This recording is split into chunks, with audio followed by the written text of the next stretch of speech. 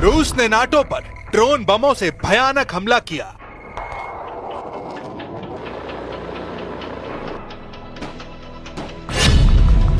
NATO chief का ऐलान, एक एक इंच के लिए लड़ेंगे।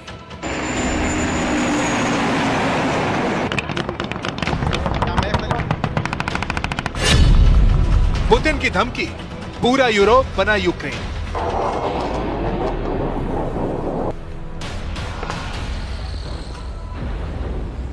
सिर्फ 2 वॉर जोन बारूद के ढेर पर है। एक को इजराइल ने बना रखा है, दूसरे को रूस ने। मगर इनका ताप तमाम मुल्कों की तकदीर का फैसला करने वाला है।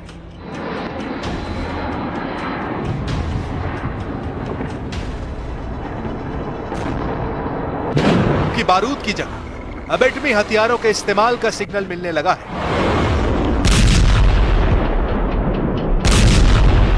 आसमानी कैमरे में कैद हुई तस्वीरों ने सुपर पावर के खिलाफ बने एटमी चक्रव्यूह की तस्दीक कर दी है।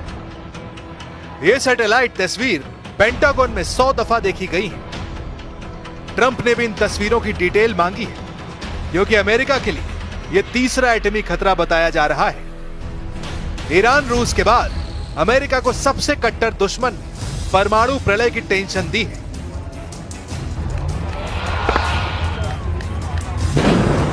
ईरान, रूस और चीन एक ऐसी टीम बना चुके हैं जिसकी काट ट्रंप के पास नहीं है। ईरान ने अमेरिका को युद्ध में बराबर की टक्कर दी है। रूस यूक्रेन युद्ध में अमेरिका को भागने पर मजबूर कर चुका है और अब चीन ट्रंप के लिए सबसे बड़ा चैलेंज लेकर वॉर जोन में आ गए हैं। सवाल है, ट्रंप का सबसे बड़ा सिरदर्द कौन सा युद्ध है? क्या रूस यूक्रेन युद्ध अमेरिका के लिए बड़ा खतरा है? क्या ईरान इजराइल का युद्ध सुपर पावर के लिए थ्रेट साबित हो रहा है, या फिर ट्रंप को असली टक्कर चीन से मिलने जा रही है? हर फ्रंट पर अमेरिका फंसा हुआ है। ईरान डील के लिए रेडी नहीं है। रूस ने अब नेटो को फोड़ने का ऐलान किया है। पुतिन ने यूरोप और नेटो को सीधी धमकी दी है कि अब जिसने भी यूक्रेन को मदद पहुंचाई उसे तबाह कर डालेंगे। जेलेंस्की ने पुतिन की धमकी को गंभीरता से लेने की अपील की है। जेलेंस्की ने कहा है कि रूस सबसे भयानक युद्ध की शुरुआत करने जा रहा है। Маємо інформацію від розвідки щодо підготовки Росією нового масованого удару. Будь ласка, зважайте на повітряні тривоги, бережіть життя. Наші служби оперативні, підготовлені, повітряні сили та інші захисники неба. रूस यूक्रेन युद्ध का विस्तार यूरोप तक होता दिख रहा है। रोमानिया में फटे ड्रोन बम से नेटो चीफ भड़क गए हैं।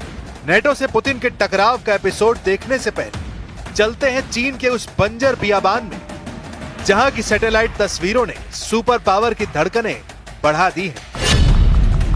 चीन ने शिनजियांग के रेगिस्तान में एक विशाल मिलिट्री कॉम्प्लेक्स तैयार किया है। सैटेलाइट तस्वीरों से पता चला है कि चीन अपने परमाणु गोदाम के पास लॉन्च पैड, बंकर और कम्युनिकेशन नोड्स का विशाल नेटवर्क बना रहा है। चीन ने उस एटमी स्टोर के पास लॉन्च पैड बनाए हैं, जहां सबसे लंबी दूरी तक हमला करने वाली मिसाइलें रखी हैं। सैटेलाइट तस्वीरों की जांच में 80 से ज्यादा नए लॉन्च पैड पुख्ता तौर पर दिखाई दिए हैं। अचानक चीन के बढ़ते मिसाइल लॉन्चर और एयर डिफेंस बैटरी के बेड़े किसके लिए खतरा है, क्या समझना मुश्किल है। रॉयटर्स के मुताबिक सैटेलाइट तस्वीरों में ऐसी सुविधाएं भी दिखाई देती हैं जिनसे इलेक्ट्रॉनिक युद्ध, सैटेलाइट कम्युनिकेशन और कमांड ऑपरेशंस में चीन सर्वशक्तिमान साबित हो सकता है।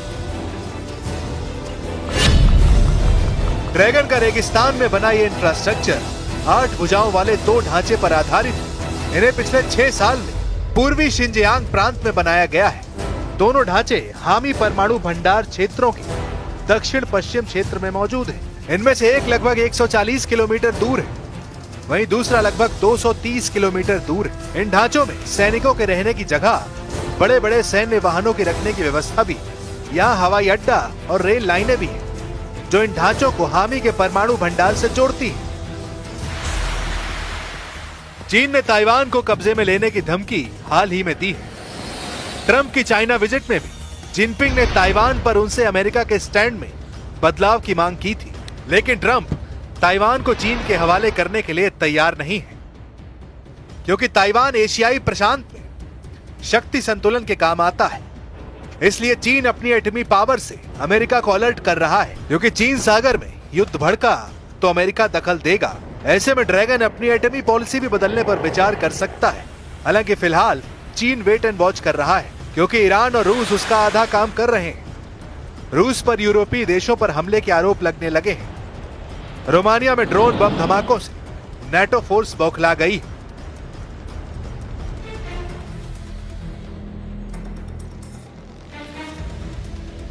रोमानिया के दक्षिण पूर्वी शहर गलाती में रिहायशी अपार्टमेंट पर रूस से दागा गया ड्रोन फटा है। ड्रोन धमाके में 2 नागरिक घायल हो गए हैं। नेटो चीफ मार्क रूटे ने रूसी ड्रोन हमले के बाद रोमानिया के राष्ट्रपति निकोसोर डैन से बात की है। रूटे ने ऐलान किया है कि वो रूस से नेटो देशों की 1-1 इंच जमीन को बचाएंगे। रोमानिया में ड्रोन स्ट्राइक के बाद यूरोप की महाशक्तियां हरकत में आ गई हैं। जर्मनी, ब्रिटेन में इमरजेंसी मीटिंग चल रही है। रूस से युद्ध में बाल्टिक देशों ने ओल्ड एज आर्मी को भी उतारने की शुरुआत कर दी।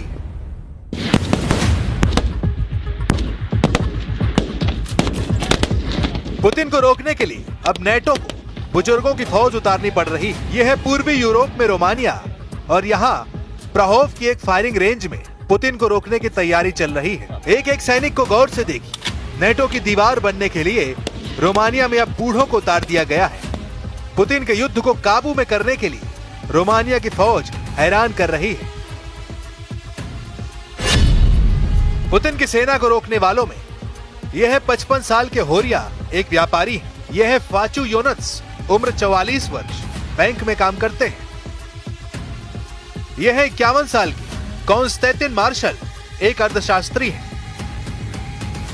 ऐसी पूरी बटालियन तैयार हो रही है। पूर्वी यूरोप का देश रोमानिया नेटो का सदस्य है और पोलैंड के साथ उस पर भी रूस वाला खतरा बहुत तेजी से मंडरा रहा है। Amenințări, atât timp cât e un război la graniță, sigur că există amenințări și e bine să fim pregătiți să descurajăm. Dacă nu te pregătești, ești țintă ușoară. Romania में उस युद्ध की तैयारी चल रही है जिसकी कभी शुरुआत न होने की दुआ पूरा यूरोप कर रहा है। यूक्रेन से होने वाले हर धमाके का खौफ पूर्वी यूरोप में फैल चुका है। जहाँ जहाँ बम फट रहे हैं, जहाँ जहाँ रूस के ड्रोन अटैक का डर फैल रहा है, वो हर देश इस वक्त बहुत बड़े ट्रॉमा से गुजर रहा है। रोमानिया में हुए एक धमाके ने इस ट्रॉमा को कई गुना बढ़ा दिया है। रोमानिया की 2 करोड़ की आबादी बहुत ज्यादा तनाव में आ चुकी है। 17 अक्टूबर को हुए इस धमाके की वजह को लेकर पूरा रोमानिया परेशान है, क्योंकि शुरू में लगा कि ये कोई ड्रोन अटैक है, लेकिन अब तक वजह साफ न होने से कई तरह की बातें सामने आ रही हैं। इसी डर का हिस्सा है कि रोमानिया ने अब अपने बूढ़े लोगों की फौज तैयार करनी शुरू कर दी। सबको एक राइफल थमाई और शुरू कर दी गई निशानेबाजी की practice.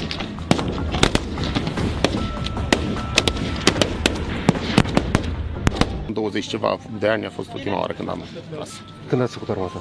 În 2004. Vremea lungă care a trecut de la ultimele conflagrații mondiale în care au fost implicate mai multe state, e posibil ca oamenii să mai uite cât de mult rău poate să producă un război. Sperăm să nu ne confruntăm cu așa. Romania ने 2007 सैन्य service अनिवार्य करने वाला system 2007 में खत्म कर दिया था, लेकिन 18 साल बाद अब पुतिन के गुस्से ने पूरे यूरोप का ब्लड प्रेशर संकट में पहुंचा दिया है। रूस और यूक्रेन युद्ध के खतरे ने यूरोप को कैसे डराया हुआ है, इसके कुछ आंकड़े आपको हैरान कर देंगे। पोलैंड ने अपनी रिजर्व फोर्स 5 लाख तक बढ़ाने का फैसला किया है। जर्मनी में अब रिजर्व फोर्स बनाने के लिए 6 महीने की आर्मी ट्रेनिंग देने की तैयारी हो रही है। रिजर्व सैनिकों की तादाद 2 लाख तक जा रही है। डेनमार्क में सबको 4 से 11 महीने की आर्मी ट्रेनिंग देने का प्लान है। इसमें महिलाएं भी शामिल होंगी। फिनलैंड में 9 लाख रिजर्व फोर्स है और ये यूरोप में सबसे तेजी से युद्ध की तैयारी करने के लिए जाना जाता है। नेटो देशों ने 2022 में मैड्रिड में हुई मीटिंग में तय किया था कि रिजर्व फोर्स बढ़ाई जाएगी। पिछले 3 सालों के दौरान नेटो के नेता बार बार मिलते रहे, लेकिन पुतिन के आगे मजबूर नजर आ रहे हैं। पुतिन के खतरनाक हमलों ने इस मजबूरी को कई गुना बढ़ा दिया है। जमीन से आसमान तक नेटो ने अब पुतिन को रोकने के लिए एड़ी चोटी का जोर लगाना शुरू कर दिया है।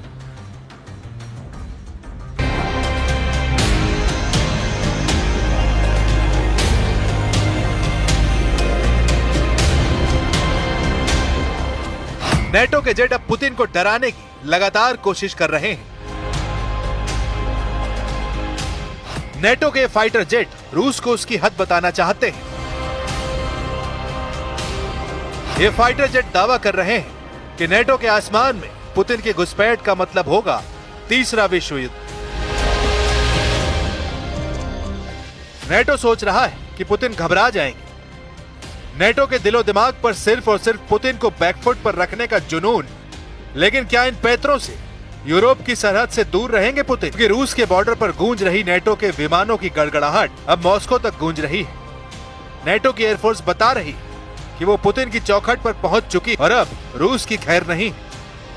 लेकिन डोनाल्ड ट्रंप के रूखे रवैये ने जेलेंस्की के साथ साथ नेटो के होश उड़ा दिए हैं। व्हाइट हाउस में जेलेंस्की से मिलने के बाद ट्रंप ने एक तरह से कह दिया है कि पुतिन को रोकना अब उनके बस की बात नहीं है।